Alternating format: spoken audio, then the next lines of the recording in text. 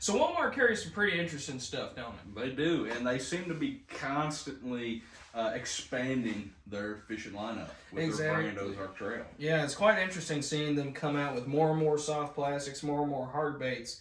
But recently, they gave the Walmart special an upgrade, didn't they? Indeed they did, and you know how much we have actually quite enjoyed the Walmart special on this channel. Yep, the good old Ozark Trail bait casting combo. Indeed. And it's right here. If you are unfamiliar, if you're a longtime subscriber or viewer, you should know this. Yep. And, well, it got upgraded. It now has a little bit larger brother. All right. Indeed. Indeed. So, what we're just going to do, have not had a chance to fish with this yet. Tags are still on it, you know. Absolutely. But we're just going to compare and contrast the differences between these two and justify whether or not the price difference is valid. Absolutely. And to start off with, we know the price is the first main difference you'll notice. This is a $35 combo. Yep. That's a $65 combo. Indeed. Now, are those upgraded components worth the extra cost? That's what we're here to find out. So I'll start off with, I'm just going to go through and I'm going to pick out a component on this combo here. And then I'll ask Trae how it's been upgraded on the new rod. All right. Or if it has been at all. So first off, we'll start with, I think, one of the more noticeable things. We'll just start with the aesthetics, the overall aesthetics of the rod and reel. Yep. So you can see this is a pretty basic, dark charcoal to kind of black color. Yep. With just kind of like a smear here of gray, and Ozark Trail with their logo in orange, with orange and black wrapping up and down around the line guides. And then just standard EVA grips. Yep. With a cork butt. Whereas on this rod, they've opted in to completely redesign the aesthetics. Mainly, you now got what they call topographical cork. All right. Mm-hmm. It's pretty good looking. On the split grips. It is cool looking, and it is quite textured. Like, I still have the plastic on here, but you can feel it through the plastic. You go to that Walmart, I guarantee you there's at least one person who's taken the plastic off at least one combo. Yep. So, you now got cork, okay? Until your first guide, it's gray, and it has OTX on it. They are branding it as the Ozark Trail OTX bait casting combo. Indeed. Is it possibly larger, or like setting up for a larger lineup of Ozark Trail combos? It's a possibility, but that's just speculation. But then it moves very quickly after that first guide to all black all the way to the tip. Indeed. For the most part, the same reel design, except for this gray to match the rod blank up here. Yep. But other than that, they're pretty much identical. That spool has line on it, but it has the same. No, this spool is completely orange. Yeah, whereas this one is, brushed steel with gold or bronze or orange accents. Let's get a little more lively, guys. So moving into the next thing, let's talk about guides. These have, or this old combo has stainless steel guides with stainless steel inserts. As does this one. Well, no difference. Perfect. Except they're black. They are black. They are painted black. These are just your standard steel color. Steel color. Silver. Good old metal. Next, we got length. Length, I think, is one of the biggest differences between these two combos. Yep. The old one is a 6'6" medium fast, with quite a bit of tip there. I mean, it's a little more moderate fast than fast, I think. I mean, yeah. Really, I mean, it's been starting about right here. That's a pretty good way down the blank. So, whereas this one is a 6'8" medium fast, and I would venture to say it's a bit more fast, but it's also got 2 extra inches. Indeed. So, indeed.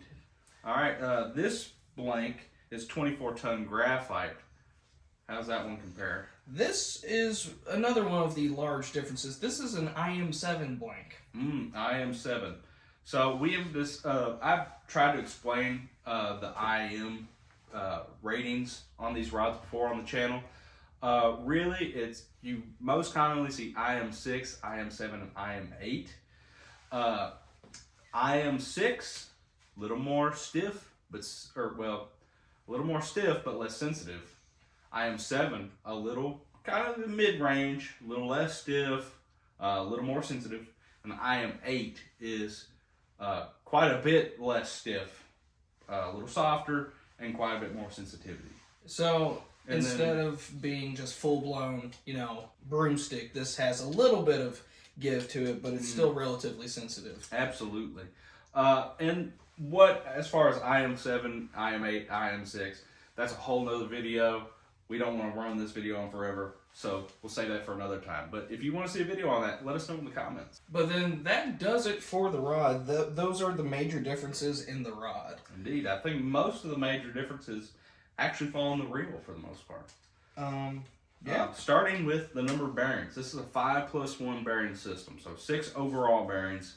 How about the new one? 8 bearing system, 7+1. All right, okay. So if you are a person who looks at bearings to measure quality on your reels, you'll happy to know for the extra $30 you get 2 more bearings overall. Yeah. So there you go. Still magnetic brakes on both, correct? Yes. Okay, so I mean that's expected this price range. You're not going to get centrifugal brakes at this price point. No. This has the unscrewing little knob here to take off your side plate. Same on that one. Okay. Kind of short handles for the most part. They're probably 90 millimeter, I would say, if I had to guess. Star drag, clicks on there. Both. Tension knob does not click. Nope. Brakes click. That one has a lot crispier brake. This brake knob, granted, Of course, it's never been fished with. Yeah, it's never been fished with. It's not broken in. This one's been rode hard and put up with. But, no, this is a much crispier, nicer feeling dial. One extra thing I just noticed about this rod versus this rod is you have an extra piece of cork up here on the foregrips. That is true. One thing I just noticed, reel seat differences. Look at the difference in the grip. Absolutely. That's actually quite stunning. You have a much more pronounced trigger on the new combo, the OTX, with finger grooves. Not so much on this one. I mean, you still have a good trigger there, just about the size of your finger. But I will say this one does seem to have a slightly larger cutout for touching the rod. Well, it's interesting. It's longer, whereas this one's shorter but fatter. Yeah, actually it is. And that kind of makes more sense, You get more of your finger on the blank, whereas this one, it's a skinnier section, but there's more exposed blank. Right, and my finger still covers up most of this one to the point where I'm not going to have another finger touch it anyway. Yeah. So there is that. As far as quality goes, how long is the handle section? It looks like there's less exposed blank there, which there is. Yep. You have less exposed blank on the new version in the split grip area. I think your handle's overall longer on that side, though. It is. You're right that the grips on the OTX is longer, but I think that's just due to the fact of this cork butt. It's extending and not flat. See, what I thought it was due to was this part seems longer to me, right there under the reel seat. This section of reel seat seems slightly bigger and bulkier. So most of the features on these rods are very similar. Yeah. Mostly I feel like it relies on reel upgrades and blank. Better quality blank, as well as different materials and different reel seat. So a lot of the stuff is different, but a lot of the things are still the same. Same rubber knobs, same, most of the features on the reel, like actual aesthetic and characteristic features are the same, with just different stuffs. Feel on these knobs here. Compare. It's a difference in rubber. Well, I think these just are a lot more worn. You think? I think these are a lot harder. Harder? Yeah. A lot stiffer. Picking at straws. We're really getting nitpicky here, but... You could be right, but again, that might just be where this top layer is worn in. Is worn. Again, the grips still feel like a Daiwa style rubber grip. Very, very similar to that Daiwa-esque feel of the rubberized grips. Also in shape. Yeah, Pretty close. absolutely, absolutely. But you holding it up just reminded me of, I think, I've said this probably 3 times in this video, but an absolute awesome upgrade that they made from this combo to this combo, and one of the biggest things about it for me, hook keeper on the rod. The old version didn't have one. It doesn't have one. There's not one here, and there's not one here like on a loose. However, the new one, as Trae showed you, does have one right here. Same place as like a loose would be, which I will admit, not my favorite placement for a hook keeper, because that's where I tend to grab. But a hook keeper is better than no hook keeper. Yeah, especially on these where, you know, you either send it up into the reel or you hook it on one of your guides. You know, absolutely. You risk damaging a guide or anything, which for either a $35 or a $65 combo, you know, probably isn't too much of an issue. I don't know if you guys know this, but these little line guides that are actually in your reel, those can actually be pretty fragile. Yeah. I mean, I've shattered one on a reel that was in about the same price point as that one. Yeah. Which I think you said you can buy the rod or reel separate. You can buy the rod separate. The rod itself is priced at $35, so they estimate $30 for the reel. Okay, so the rod itself is just the price of this entire combo. So take that into account. You are paying an extra $30 for this combo. Yep. Now, is it worth it? In my opinion, yeah, I think so. I think the cork is a big upgrade. I think the hook keeper is a big upgrade. I think the upgrades they made to the reel, aesthetically, and actual just components, I think it's worth it. For me, I can't state whether or not it's of higher or just as good quality of components. I haven't fished with it, you know. It's still in all of its packaging. So, by description alone, it should be better. But there are also differences between the two that don't discount the older version. Absolutely. And primarily, the gear ratio on the reel is different. You have a 7:0-1 gear ratio reel, so a 7-speed. The old version was 6:4-1. 6:4-1. So slower gear ratio, you know, more like cranking speed. Whereas this one is like more applicable to like your T-rig or just baits of that arena. Yeah, more finesse jigging, lighter jigs, even square bills. So looking at the two of these, one might approach it as a difference of thought process in how to fish either one.